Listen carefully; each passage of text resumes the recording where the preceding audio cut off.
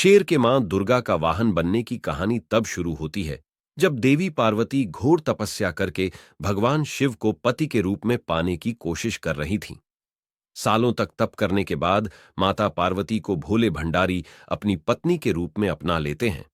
इसी बीच तपस्या की वजह से मां पार्वती का रंग काफी काला पड़ गया था। एक दिन ऐसे ही बातचीत के दौरान भगवान शिव मां पार्वती को काली कह देते हैं। यह बात उन्हें पसंद नहीं आती।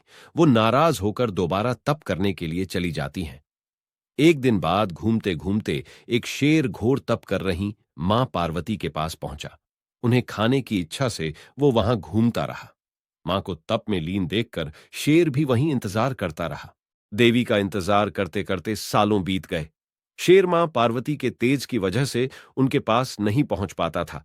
कोशिश करता और असफलता हाथ लगने पर दोबारा लौटकर कोने में बैठ जाता। होते होते कई साल बीत गए। मां के तप से खुश होकर भगवान शिव प्रकट हुए और मां से मन चाहा वर मांगने को कहा। देवी पार्वती अपना गोरा रंग वापस चाहती हैं। भगवान ने आशीर्वाद दिया और वहां से चले गए।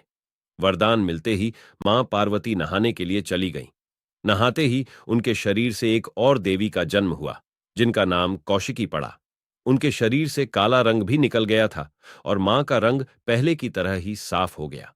इसी वजह से माता पार्वती का नाम मां गौरी भी पड़ गया। नहाने के कुछ देर बाद मां की नजर शेर पर पड़ी। शेर को देखते ही उन्होंने भगवान शिव को याद किया और शेर के लिए भी वरदान मांगा।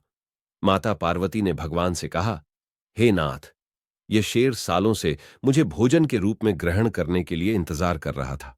मेरे पूरे तप के दौरान ये यहीं था। जितना तप मैंने किया है उतनी ही तपस्या इसने भी की है।